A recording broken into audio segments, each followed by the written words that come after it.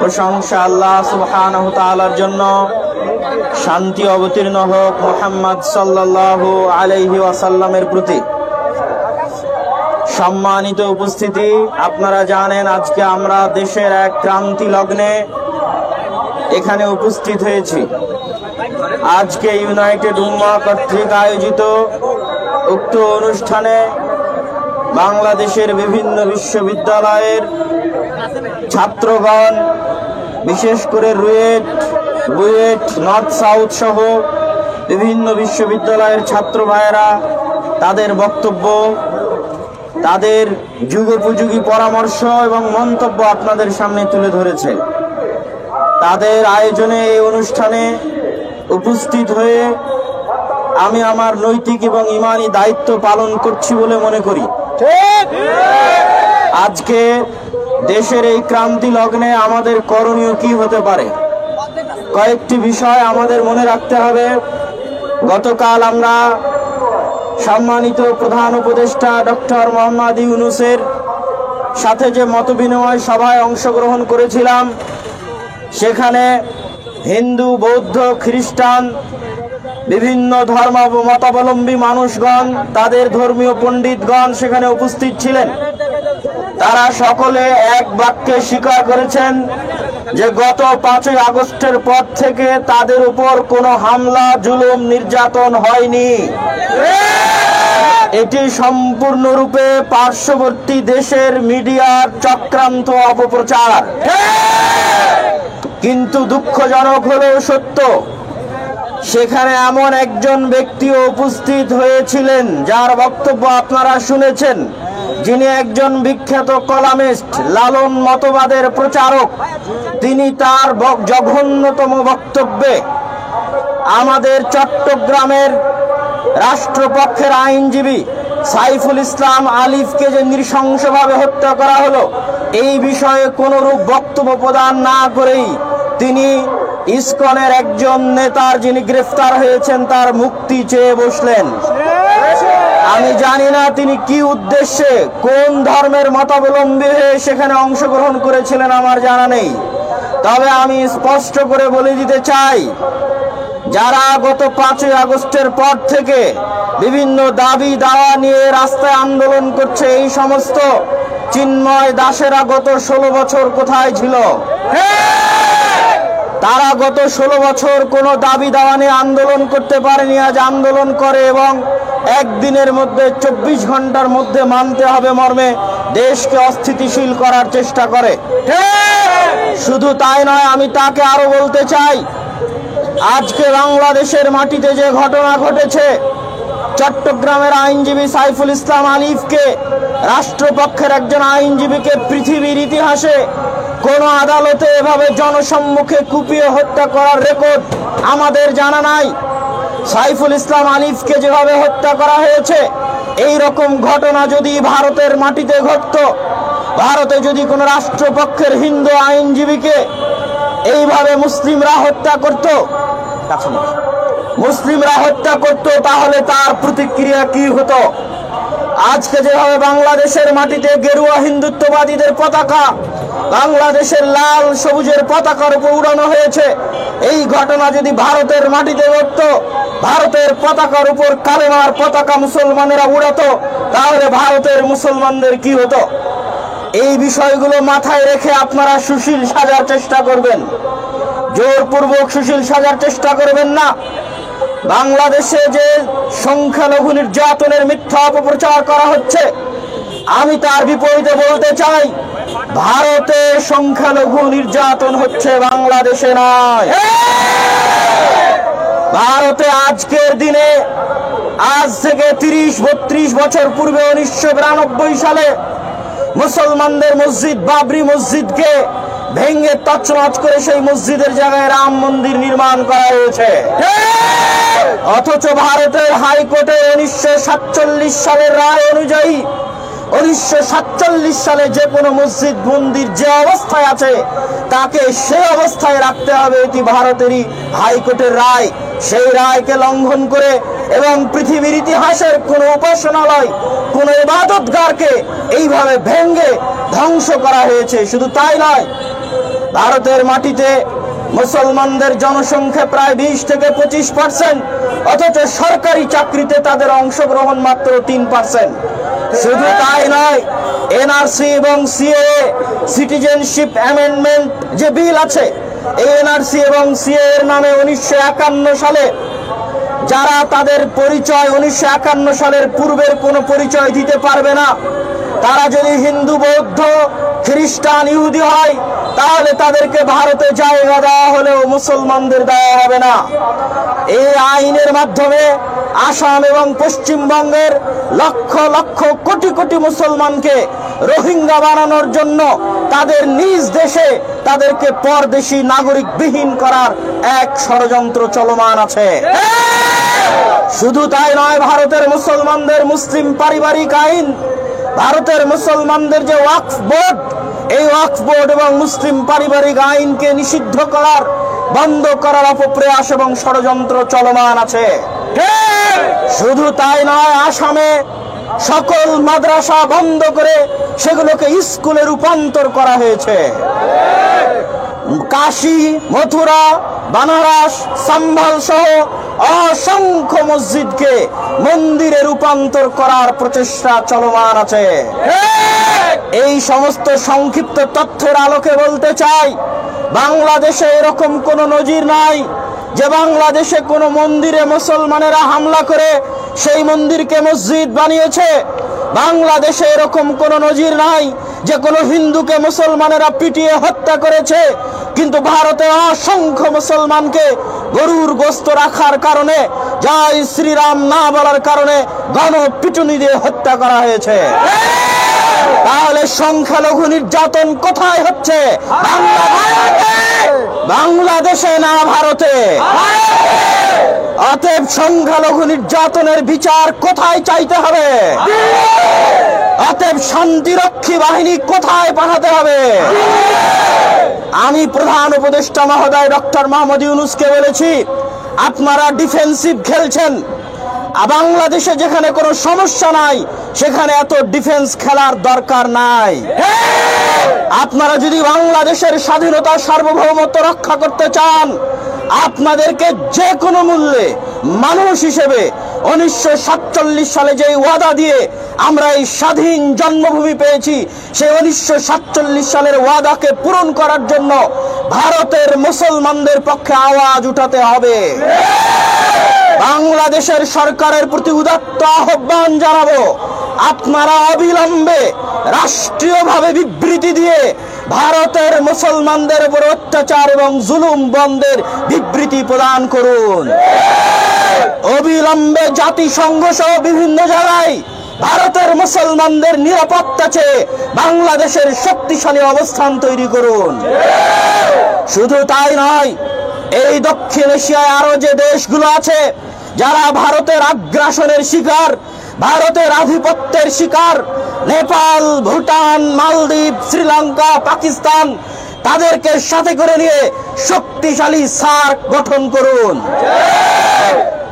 সম্মানিত উপস্থিতি, আমরা আরো একটি বিষয় স্পষ্ট করে বলতে চাই যে আজকে যারা বাংলাদেশের সাম্প্রদায়িক সম্প্রীতি নষ্টের চেষ্টা করছে, তারা মূলত বাংলাদেশের নাগরিক নয়, বরং বাংলাদেশের বাহির থেকে পার্শ্ববর্তী দেশের বিভিন্ন মিডিয়া, উগ্র হিন্দুত্ববাদের প্রচারকগণ বিভিন্ন উস্কানিমূলক তথ্য ছড়িয়ে বাংলাদেশের যে হাই কমিশন রয়েছে কলকাতা এবং আগরতলায়, সেই হাই কমিশনে আক্রমণ করে বাংলাদেশের লাল সবুজের পতাকাকে ছিন্ন বিচ্ছিন্ন করে তারা উস্কানি দিয়ে আমাদের দেশে দাঙ্গা লাগাতে চায়। কিন্তু আমরা স্পষ্ট করে বলতে চাই, বাংলাদেশের মুসলমানেরা অতি রাজনীতি সচেতন, জ্ঞানী, বিজ্ঞ। সাইফুল ইসলাম আলিফকে অন্যায়ভাবে হত্যা করার পরেও যেভাবে বাংলাদেশের মুসলমান আলেম সমাজ তাদের ধৈর্য এবং প্রজ্ঞার পরিচয় দিয়েছে, তা পৃথিবীর ইতিহাসে এক বিরল দৃষ্টান্ত। অতএব ভারতের বা উগ্র হিন্দুত্ববাদীদের যে আশা, যে তারা বাংলাদেশের মধ্যে দাঙ্গা লাগিয়ে বাংলাদেশকে অস্থিতিশীল করে বাংলাদেশের স্বাধীনতা সার্বভৌমকে হায়দারাবাদের মতো সংখ্যালঘু নির্যাতনের মিথ্যা কাহিনী তৈরি করে বাংলাদেশকে দখল করার যে অলীক স্বপ্ন, সেই স্বপ্ন বাংলাদেশের মুসলিম, হিন্দু, বৌদ্ধ, খ্রিস্টানরা মিলে নস্যাৎ করে দিয়েছে। এবং আমি আরো স্পষ্ট করে বলে দিতে চাই, এই ধরনের অপপ্রচার এবং উস্কানি যত বেশি চলবে বাংলাদেশের ঐক্য তত দৃঢ় হবে ইনশাআল্লাহ।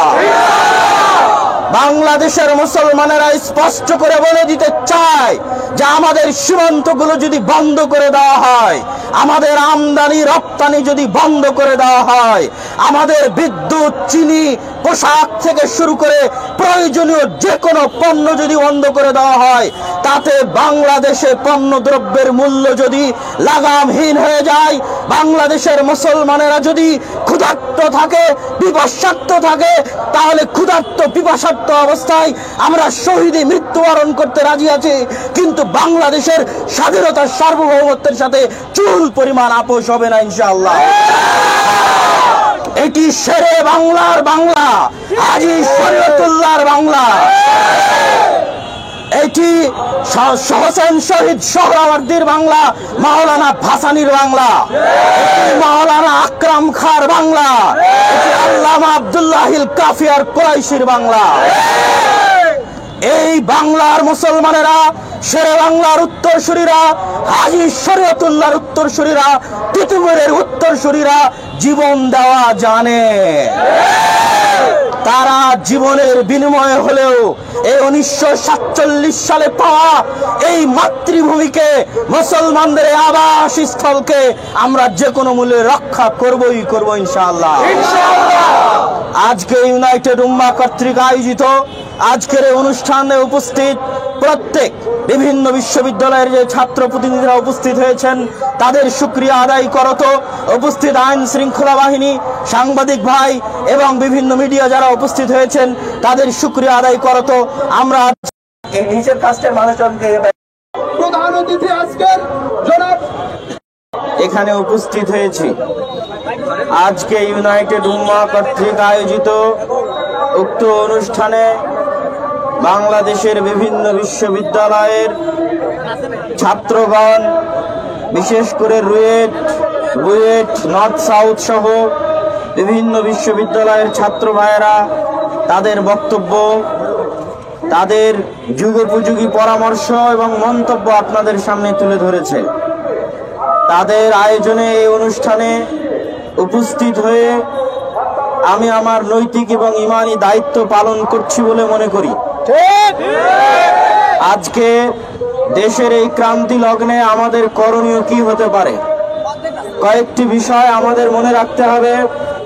গতকাল আমরা সম্মানিত প্রধান উপদেষ্টা ডক্টর মোহাম্মদ ইউনূসের সাথে যে মতবিনিময় সভায় অংশগ্রহণ করেছিলাম, সেখানে হিন্দু, বৌদ্ধ, খ্রিস্টান, বিভিন্ন ধর্ম মতাবলম্বী মানুষগণ, তাদের ধর্মীয় পণ্ডিতগণ সেখানে উপস্থিত ছিলেন।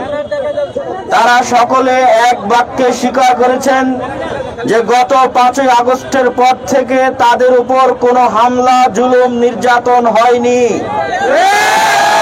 এটি সম্পূর্ণরূপে পার্শ্ববর্তী দেশের মিডিয়ার চক্রান্ত, অপপ্রচার। কিন্তু দুঃখজনক হলেও সত্য, সেখানে এমন একজন ব্যক্তিও উপস্থিত হয়েছিলেন যার বক্তব্য আপনারা শুনেছেন, যিনি একজন বিখ্যাত কলামিস্ট, লালন মতবাদের প্রচারক। তিনি তার জঘন্যতম বক্তব্যে আমাদের চট্টগ্রামের রাষ্ট্রপক্ষের আইনজীবী সাইফুল ইসলাম আলিফকে যে নৃশংসভাবে হত্যা করা হলো, এই বিষয়ে কোনরূপ বক্তব্য প্রদান না করেই তিনি ইসকনের একজন নেতার, যিনি গ্রেফতার হয়েছেন, তার মুক্তি চেয়ে বসলেন। আমি জানি না তিনি কি উদ্দেশ্যে, কোন ধর্মের মতাবলম্বী হয়ে সেখানে অংশগ্রহণ করেছিলেন, আমার জানা নেই। তবে আমি স্পষ্ট করে বলে দিতে চাই, যারা গত 5ই আগস্টের পর থেকে বিভিন্ন দাবি দাওয়া নিয়ে রাস্তায় আন্দোলন করছে, এই সমস্ত চিন্ময় দাসেরা গত 16 বছর কোথায় ছিল? তারা গত 16 বছর কোনো দাবি দাওয়া নিয়ে আন্দোলন করতে পারেনি, আজ আন্দোলন করে এবং একদিনের মধ্যে 24 ঘন্টার মধ্যে মানতে হবে মর্মে দেশকে অস্থিতিশীল করার চেষ্টা করে। শুধু তাই নয়, আমি তাকে আরো বলতে চাই, আজকে বাংলাদেশের মাটিতে যে ঘটনা ঘটেছে, চট্টগ্রামের আইনজীবী সাইফুল ইসলাম আলিফকে, রাষ্ট্রপক্ষের একজন আইনজীবীকে পৃথিবীর ইতিহাসে কোন আদালতে এভাবে জনসম্মুখে কুপিয়ে হত্যা করার রেকর্ড আমাদের জানা নাই। সাইফুল ইসলাম আলিফকে যেভাবে হত্যা করা হয়েছে, এই রকম ঘটনা যদি ভারতের মাটিতে ঘটতো, ভারতে যদি কোনো রাষ্ট্রপক্ষের হিন্দু আইনজীবীকে এইভাবে মুসলিমরা হত্যা করত, তাহলে তার প্রতিক্রিয়া কি হতো? আজকে যেভাবে বাংলাদেশের মাটিতে গেরুয়া হিন্দুত্ববাদীদের পতাকা বাংলাদেশের লাল সবুজের পতাকার উপর উড়ানো হয়েছে, এই ঘটনা যদি ভারতের মাটিতে ঘটতো, ভারতের পতাকার উপর কালেমার পতাকা মুসলমানেরা উড়াতো, তাহলে ভারতের মুসলমানদের কি হতো? এই বিষয়গুলো মাথায় রেখে আপনারা সুশীল সাজার চেষ্টা করবেন, জোরপূর্বক সুশীল সাজার চেষ্টা করবেন না। বাংলাদেশে যে সংখ্যালঘু নির্যাতনের মিথ্যা অপপ্রচার করা হচ্ছে, আমি তার বিপরীতে বলতে চাই, ভারতে সংখ্যালঘু নির্যাতন হচ্ছে, বাংলাদেশে নয়। ভারতে আজকের দিনে, আজ থেকে 30-32 বছর পূর্বে 1992 সালে মুসলমানদের মসজিদ বাবরি মসজিদকে ভেঙে তছনছ করে সেই মসজিদের জায়গায় রাম মন্দির নির্মাণ করা হয়েছে। অথচ ভারতের হাইকোর্টের 1947 সালের রায় অনুযায়ী 1947 সালে যে কোনো মসজিদ মন্দির যে অবস্থায় আছে তাকে সে অবস্থায় রাখতে হবে, এটি ভারতেরই হাইকোর্টের রায়। সেই রায়কে লঙ্ঘন করে এবং পৃথিবীর ইতিহাসের কোন উপাসনালয়, কোন ইবাদতগারকে এইভাবে ভেঙে ধ্বংস করা হয়েছে। শুধু তাই নয়, ভারতের মাটিতে মুসলমানদের জনসংখ্যা প্রায় 20 থেকে 25%, অথচ সরকারি চাকরিতে তাদের অংশগ্রহণ মাত্র 3%। শুধু তাই নয়, এনআরসি এবং সিএএ সিটিজেনশিপ অ্যামেন্ডমেন্ট যে বিল আছে, এই এনআরসি এবং সিএএ এর নামে 1951 সালে যারা তাদের পরিচয় 1951 সালের পূর্বের কোনো পরিচয় দিতে পারবে না, তারা যদি হিন্দু, বৌদ্ধ, খ্রিস্টান, ইহুদি হয়, তাহলে তাদেরকে ভারতে জায়গা দেওয়া হলেও মুসলমানদের দেওয়া হবে না। এই আইনের মাধ্যমে আসাম এবং পশ্চিমবঙ্গের লক্ষ লক্ষ কোটি কোটি মুসলমানকে রোহিঙ্গা বানানোর জন্য তাদের নিজ দেশে তাদেরকে পরদেশী নাগরিক বিহীন করার এক ষড়যন্ত্র চলমান আছে। শুধু তাই নয়, ভারতের মুসলমানদের মুসলিম পারিবারিক আইন, ভারতের মুসলমানদের যে ওয়াকফ বোর্ড, এই ওয়াকফ বোর্ড এবং মুসলিম পারিবারিক আইনকে নিষিদ্ধ করার, বন্ধ করার অপপ্রয়াস এবং ষড়যন্ত্র চলমান আছে। শুধু তাই নয়, আসামে সকল মাদ্রাসা বন্ধ করে সেগুলোকে স্কুলে রূপান্তর করা হয়েছে। কাশী, মথুরা, বানারস, সম্বল সহ অসংখ্য মসজিদকে মন্দিরে রূপান্তর করার প্রচেষ্টা চলমান আছে। এই সমস্ত সংক্ষিপ্ত তথ্যের আলোকে বলতে চাই, বাংলাদেশে এরকম কোনো নজির নাই যে বাংলাদেশে কোনো মন্দিরে মুসলমানেরা হামলা করে সেই মন্দিরকে মসজিদ বানিয়েছে। বাংলাদেশে এরকম কোনো নজির নাই যে কোনো হিন্দুকে মুসলমানেরা পিটিয়ে হত্যা করেছে, কিন্তু ভারতে অসংখ্য মুসলমানকে গরুর গোশত রাখার কারণে, জয় শ্রীরাম না বলার কারণে গণপিটুনি দিয়ে হত্যা করা হয়েছে। তাহলে সংখ্যালঘু নির্যাতন কোথায় হচ্ছে? বাংলাদেশে না ভারতে?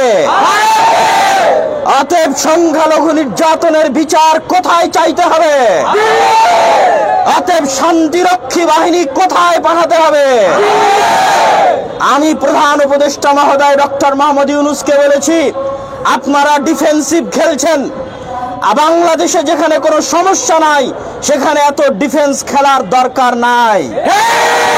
আপনারা যদি বাংলাদেশের স্বাধীনতা, সার্বভৌমত্ব রক্ষা করতে চান, আপনাদেরকে যে কোনো মূল্যে মানুষ হিসেবে 1947 সালে যে ওয়াদা দিয়ে আমরা এই স্বাধীন জন্মভূমি পেয়েছি, সেই 1947 সালের ওয়াদাকে পূরণ করার জন্য ভারতের মুসলমানদের পক্ষে আওয়াজ উঠাতে হবে।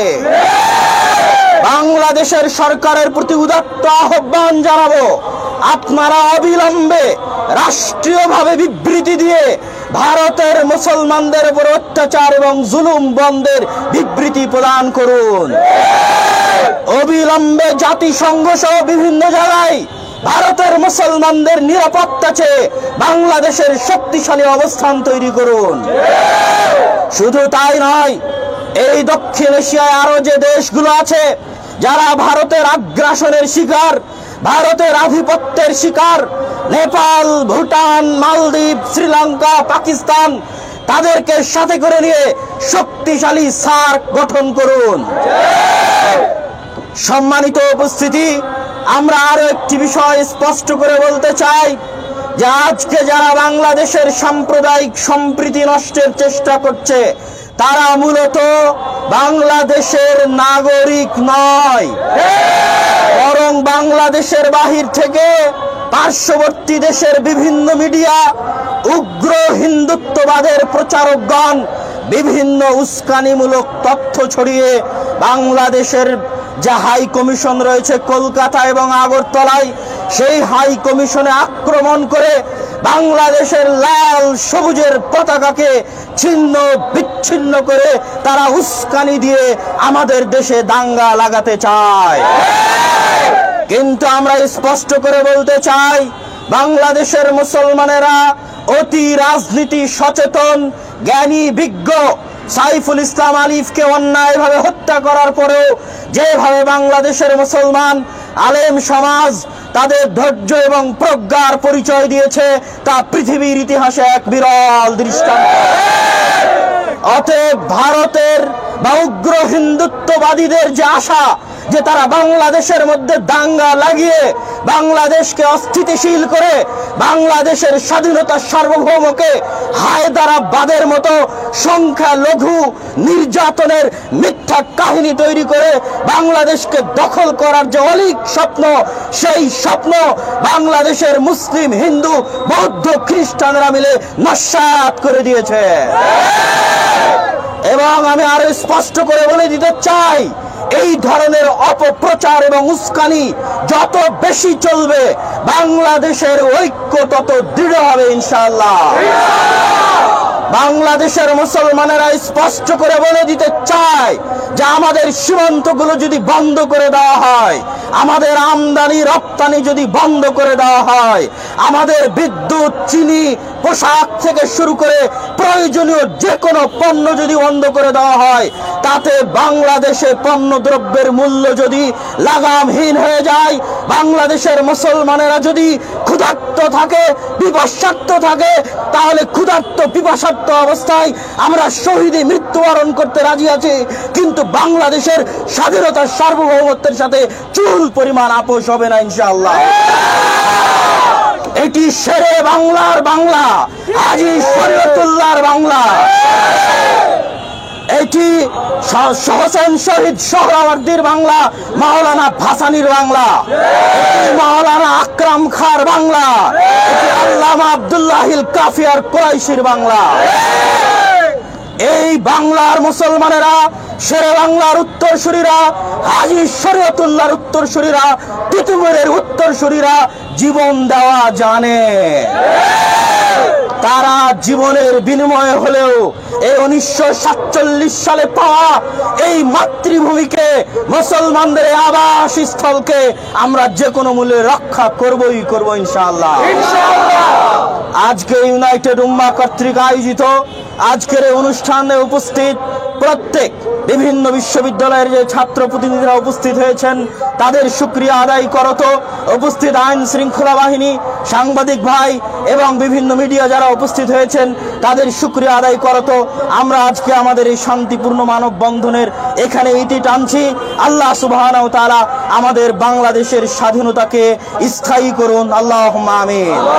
আল্লাহ আমাদের বাংলাদেশের মুসলমানদের জন্য এই আবাসস্থলকে শান্তি এবং নিরাপত্তায় পরিপূর্ণ করে দিন, আল্লাহুম্মা আমিন।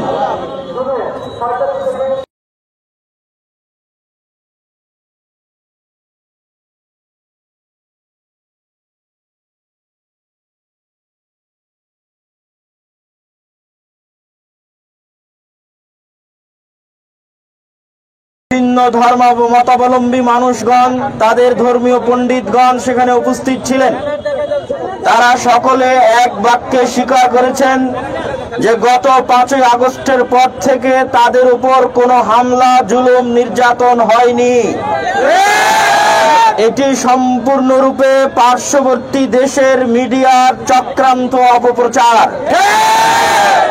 কিন্তু দুঃখজনক হলেও সত্য, সেখানে এমন একজন ব্যক্তিও উপস্থিত হয়েছিলেন যার বক্তব্য আপনারা শুনেছেন, যিনি একজন বিখ্যাত কলামিস্ট, লালন মতবাদের প্রচারক।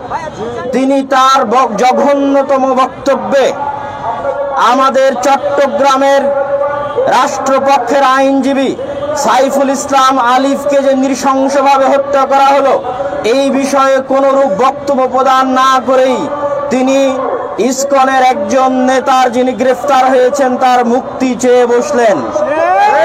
আমি জানি না তিনি কি উদ্দেশ্যে, কোন ধর্মের মতাবলম্বী হয়ে সেখানে অংশগ্রহণ করেছিলেন, আমার জানা নেই।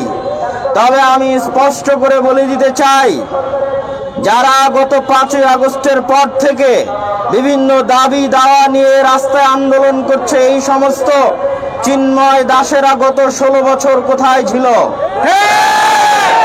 তারা গত 16 বছর কোনো দাবি দাওয়া নিয়ে আন্দোলন করতে পারেনি। আজ আন্দোলন করে এবং একদিনের মধ্যে, 24 ঘন্টার মধ্যে মানতে হবে মর্মে দেশকে অস্থিতিশীল করার চেষ্টা করে। শুধু তাই নয়, আমি তাকে আরো বলতে চাই, আজকে বাংলাদেশের মাটিতে যে ঘটনা ঘটেছে, চট্টগ্রামের আইনজীবী সাইফুল ইসলাম আলিফকে, রাষ্ট্রপক্ষের একজন আইনজীবীকে পৃথিবীর ইতিহাসে কোন আদালতে এভাবে জনসম্মুখে কুপিয়ে হত্যা করার রেকর্ড আমাদের জানা নাই। সাইফুল ইসলাম আলিফকে যেভাবে হত্যা করা হয়েছে, এই রকম ঘটনা যদি ভারতের মাটিতে ঘটতো, ভারতে যদি কোনো রাষ্ট্রপক্ষের হিন্দু আইনজীবীকে এইভাবে মুসলিমরা হত্যা